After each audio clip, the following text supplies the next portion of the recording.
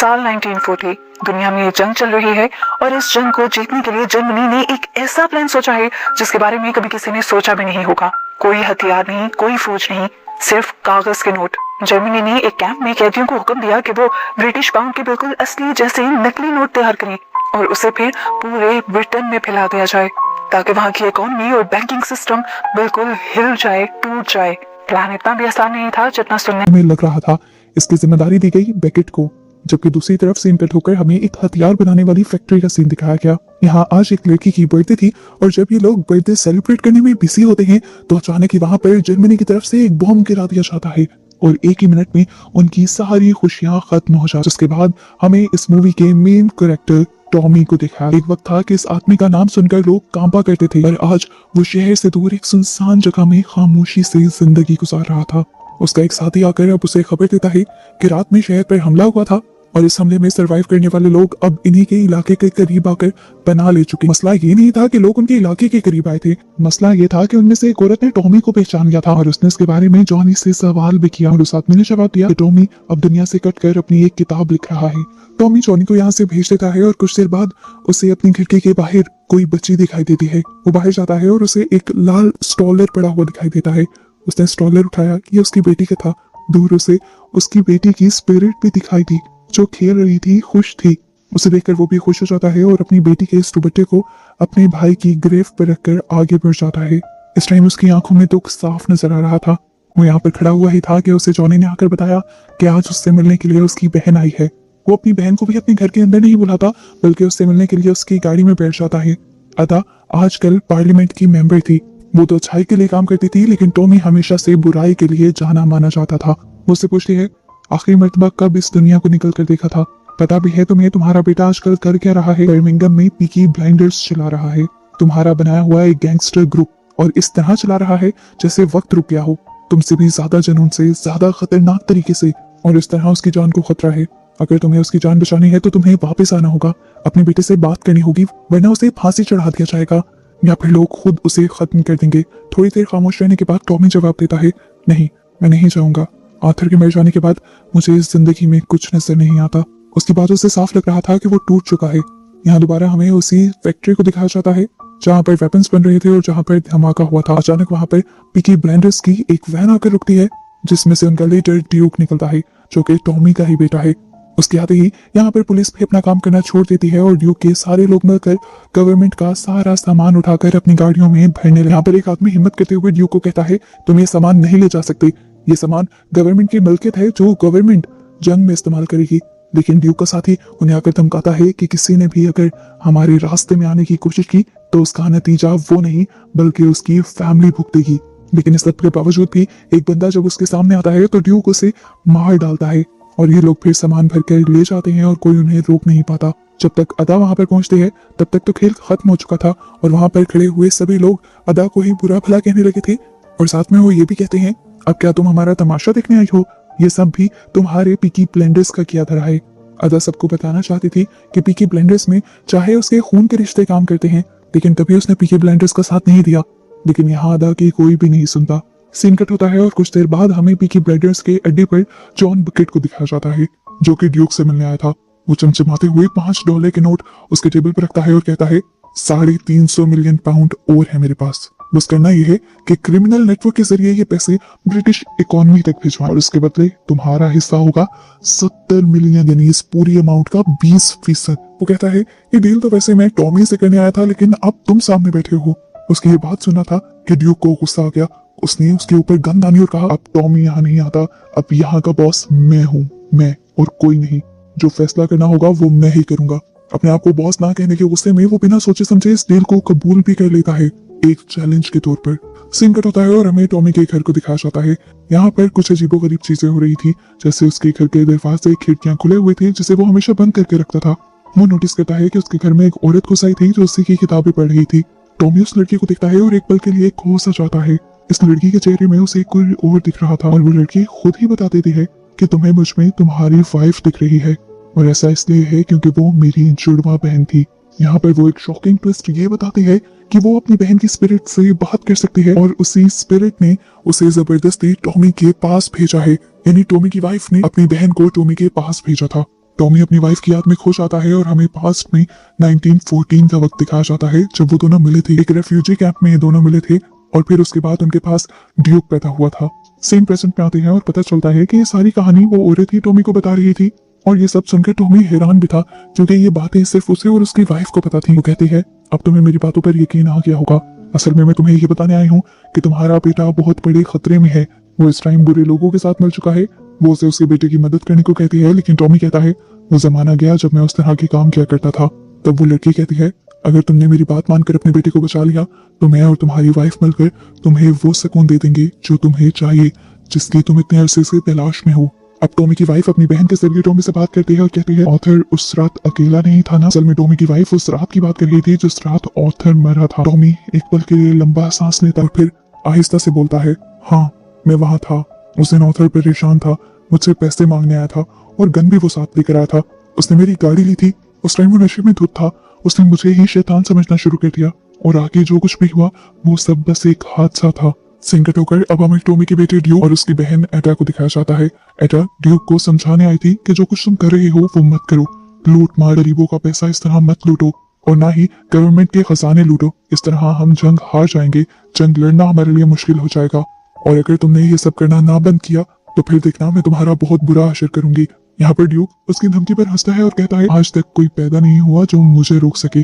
कौन रोकेगा मुझे? आप, आपकी गवर्नमेंट, आपकी पुलिस जो मेरे एक इशारे पर नाचती है। मुझे रोकने वाला सिर्फ एक ही इंसान है और वो है मेरा बाप टॉमी, जो कि अब आधा दिमाग से पागल हो चुका है। उसे इस इंडस्ट्री में अब कोई इंटरेस्ट नहीं। वो भी मुझे रोकने नहीं आएगा।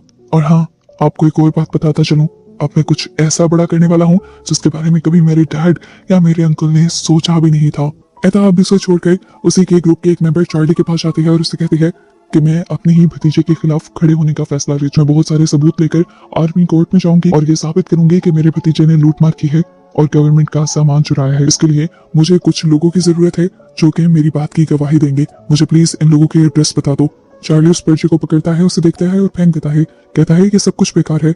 उसे अगर कोई रोक सकता है तो वो उसके डैड है, ना कि गवर्नमेंट और मिलिट्री। अब बेटा यहाँ से तंग आकर उन लोगों के पास जाती है जिनका घर जर्मन बॉम्ब्स में तबाह हो गया था और वो रेफ्यूजी कैंप में रह रहे थे। वो उन लोगों से कहती है, मैं जानती हूँ कि आप लोगों में बहुत से लोग ऐसे हैं जो इस बात के गवाह हैं कि बर्मिंघम फैक्ट्री में ड्यूक ने लूटमार की है और मैं चाहती हूँ कि आप लोग उसके खिलाफ गवाही दें। लेकिन यहाँ उसकी बात मानने को कोई भी तैयार नहीं होता। जबकि अगली सुबह हमें दोबारा टॉमी को दिखाया जाता है। तो सुबह को जब उठता है तो देखता है कि वो लड़की घर से जा चुकी है, लेकिन उसकी बातों का इतना असर जरूर हुआ था कि टॉमी ने अपने बेटे को रोकने का फैसला कर लिया था। वो उठते ही अपनी बेटी का स्कार्फ उठाता है जो आज उसके बेडरूम में आ गया था और ये उस लड़की ने ही लाकर रखा होगा। वो स्कार्फ को जाकर अपने भाई की ग्रेव पर रखता है और तैयार हो जाता है। वो जब अपनी गाड़ी निकाल रहा होता है तो यहाँ पर जॉनी उसे आगे जाने से मना करता है क्योंकि टॉमी के लिए पूरे शहर में बहुत ज्यादा खतरा था। लेकिन टॉमी को किसी भी चीज की परवाह नहीं थी। यहाँ दूसरी तरफ हम दोबारा ड्यूक को देखते हैं जिससे वही आदमी मिलने के लिए आता है जिसने उसे नकली पैसे बैंकों में फैलाने का ऑर्डर दिया था। वो उसे बताता है कि तुम्हारी आंटी ही तुम्हारे खिलाफ जाल बिछा रही है और तुम्हें जेल भेजना चाहती है। अगर इस तरह हुआ तो मेरा भी काम पूरा नहीं होगा। तुम इस सब चीजों को कैसे संभालोगे? मुझे अब टेंशन। तुम्हें अपना हिस्सा यानी 7 करोड़ चाहिए भी या नहीं? ये बातें सुनकर ड्यूक को जैसे जोश आ गया था। वो भी अब निकल पड़ता है एडा को मारने के लिए। हमें दिखाया जाता है कि एडा अदालत में सबूत पेश करने जा रही थी। वो उसका पीछा करता है और फोन बूथ में छुपकर उसके ऊपर गोली चलाने की कोशिश करता है, लेकिन उसका निशाना चूक जाता है। ऐसा नहीं था कि उसका निशाना कच्चा था, बल्कि निशाना उसने जानबूझकर छोड़ा था क्योंकि वो अपनी आंटी को नहीं मार सकता था। बहुत कुछ सोचते हुए अब वो दोबारा अपनी आंटी का पीछा करने लग जाता है और अचानक दोबारा से गोली चलने की आवाज आती है और एडा नीचे गिर जाती है। पता चलता है कि गोली जॉन ने चलाई थी, उसी मनी लॉन्ड्रर। ड्यूक तो बस गन वाला हाथ ऊपर कर एडा को बताना चाह रहा था कि उसके ऊपर गोली जिसका मुंह की गई। टॉमी जो कि अपने बेटे से मिलने के लिए आ रहा था वो भी रास्ते में ही था कि उसे दरमियान में अपनी बहन खड़ी हुई दिखाई देती है। वो जानता था कि ये उसकी बहन की स्पिरिट है और ऐसे ही वो समझ गया कि उसकी बहन भी मारी जा चुकी है। असल में टॉमी के पास साइड आई थी जिसकी वजह से वो मरे हुए लोगों को भी देख पाता था। अपनी बहन को मरा हुआ देखकर वो भी टूट जाता है। बिना वक्त ज़ाया किए अब टॉमी अपने बेटे को ढूंढने के लिए एक जगह पर आ जाता है। ये वही जगह थी जहाँ पर उसके बेटे और उसके लोग काम किया करते थे। पर यहाँ पर जब उसे उसका बेटा नहीं मिलता तो वो एक बाहर में जाता है। वहां जाकर वो सब लोगों से ड्यूक के बारे में पूछता है, पर कोई उसकी बात पर ज्यादा ध्यान नहीं देता। तो वो यहाँ का म्यूजिक बंद कर देता है और अब सबसे पूछता है, बताओ ड्यूक कहाँ है? उसे देखकर काफी सारे लोग तो कांपने लग जाते हैं क्योंकि वो पहले से ही टॉमी के बारे में जानते थे। पर एक लड़का वो नहीं जानता था टॉमी को। वो अपनी जवानी दिखाते हुए टॉमी के सामने आ जाता है और कहता है, म्यूजिक दोबारा प्ले करो। और ये जो अभी तुमने म्यूजिक बंद किया है ना, इसकी वजह से अब तुम्हें सजा के तौर पर मेरे साथ डांस करना पड़ेगा। उसकी ये बात का सुनना था कि सारे लोग जो टॉमी को जानते थे वो और भी अपनी जान बचाने के लिए छुपने लग जाते हैं और वो लड़का उल्टा टॉमी के ऊपर ही गन तान देता है। टॉमी अब अपनी पॉकेट में से एक ग्रेनेड निकालता है और उसकी पिन निकालते हुए उस लड़के की पॉकेट में डाल देता है। ये देखकर तो लड़के के भी तोते उड़ जाते हैं और वो पैनिक होकर होटल से बाहर भाग जाता है।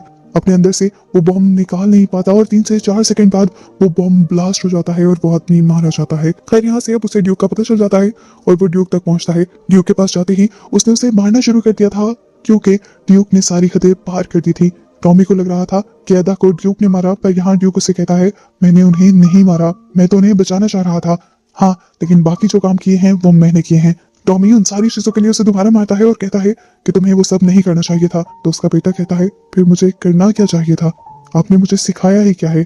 यही सब तो सिखाया है जो मैंने किया है। आपने मुझे ये विरासत में दिया है, मैं ये भी ना करूं?